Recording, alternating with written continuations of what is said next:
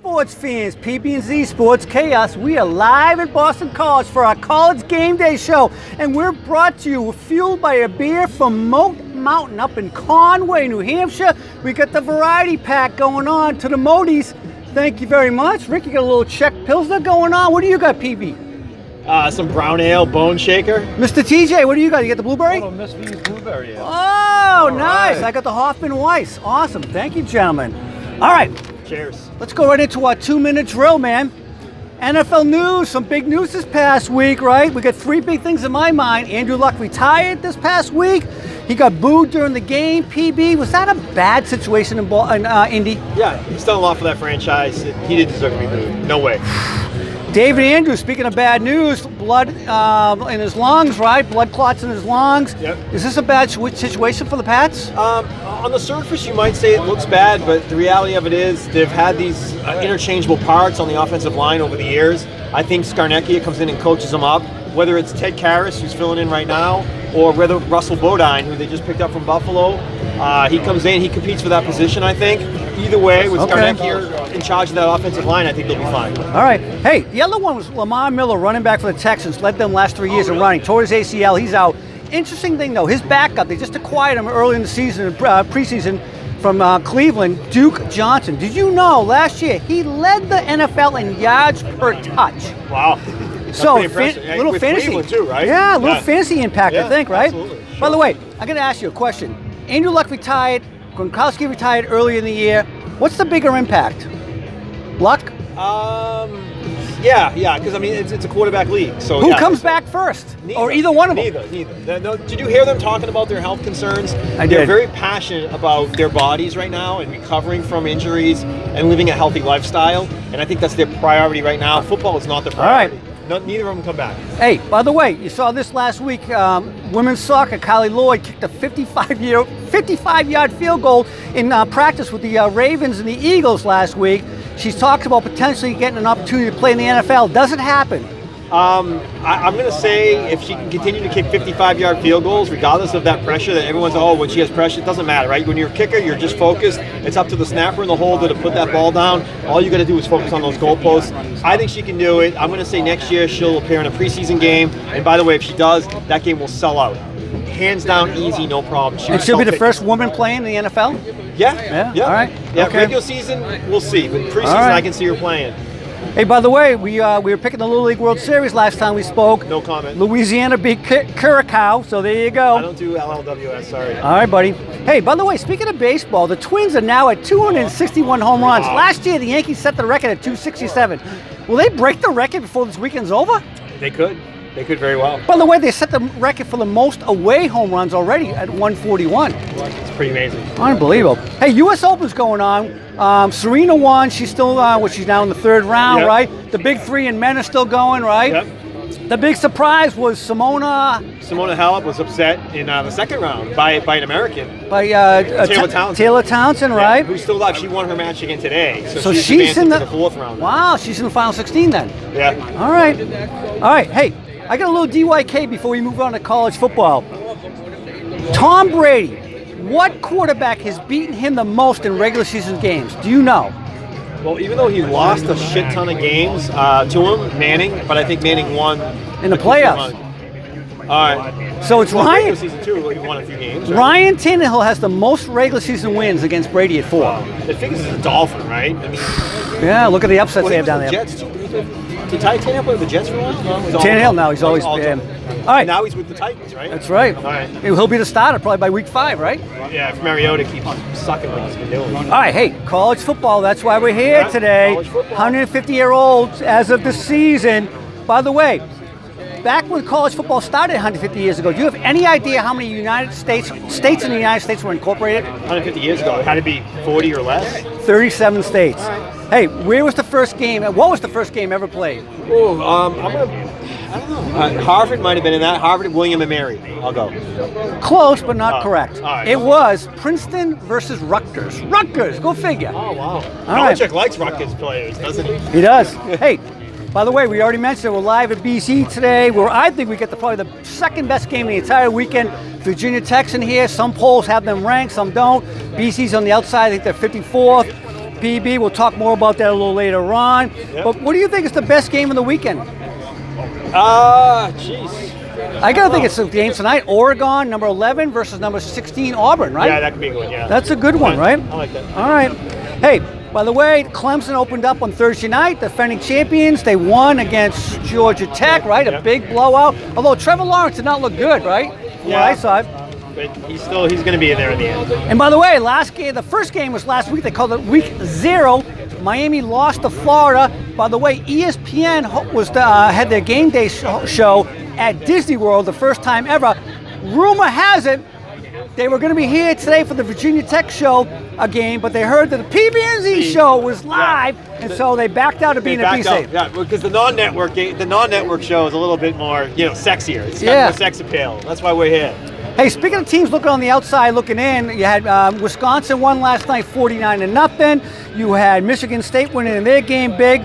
By the way, Michigan State last night held their opponent to minus 73 yards rushing. PB, I'm not an expert, but is that a good thing or a bad thing? I don't even know how it's possible.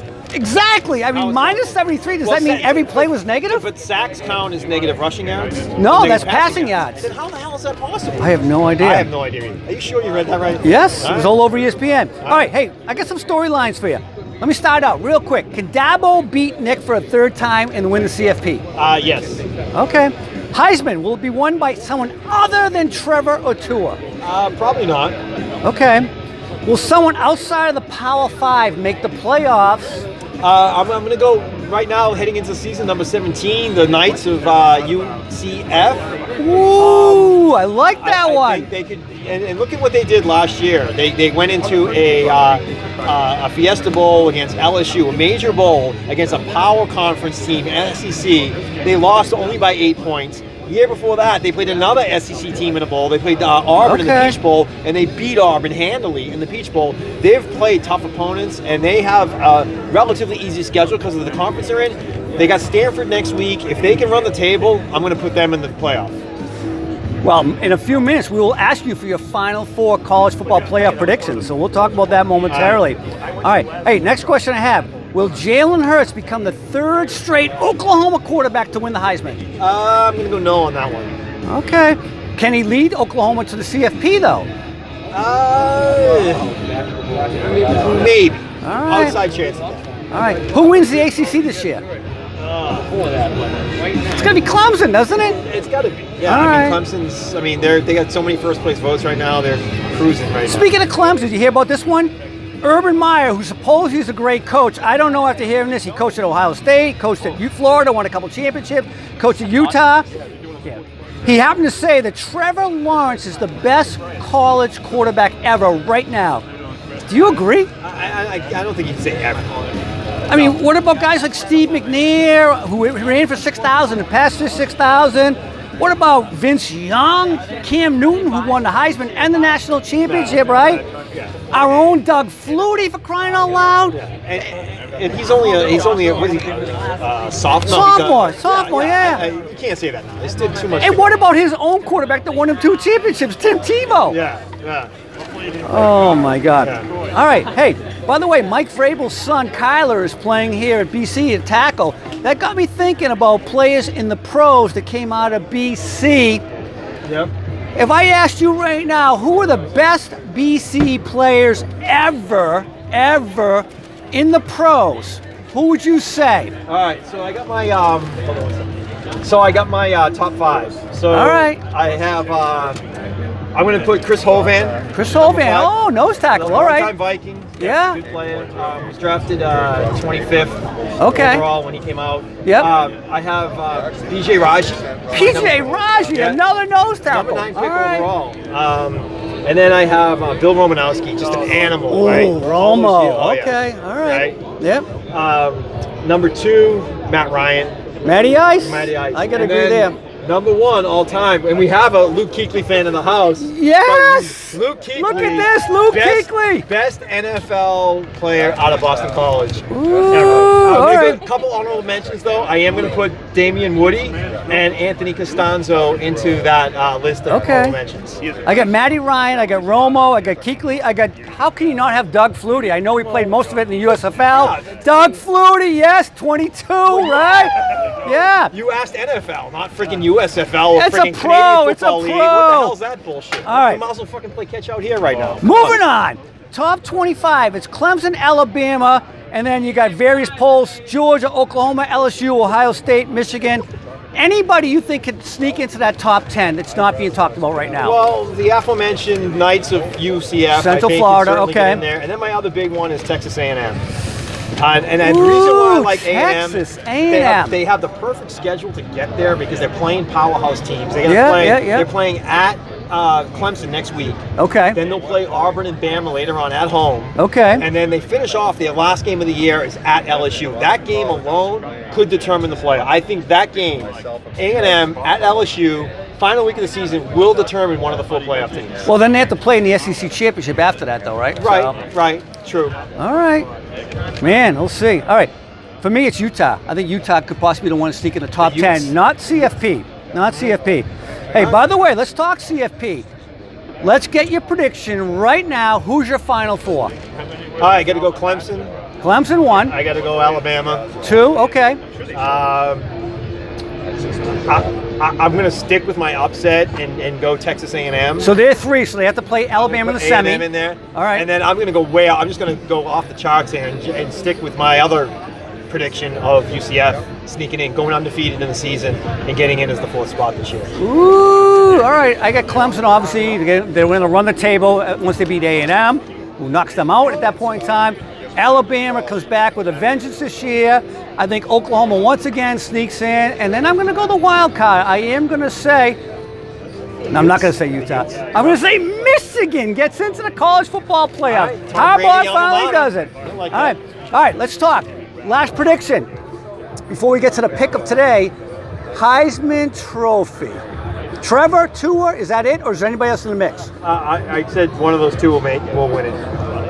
It really is going to boil down to the year. I like Jonathan Taylor, running back from Wisconsin. I think he has a good shot. He had a great night last night, 4 touchdowns. So he might make the mix. All right, he'll be in New York for sure. James White's alma mater, right? That's right, yeah. All right, final thoughts this week, today, here at the Heights, at Boston College. We don't have any headgear. Sorry, Coach Corso. Who wins this game today? Well, I think the BC offense is going to be on the ground. It's going to go through A.J. Dillon, no question. Okay.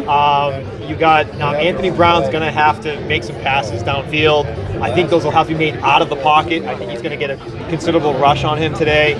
But at the end of the day, Virginia Tech, they're 4.5-point favorites.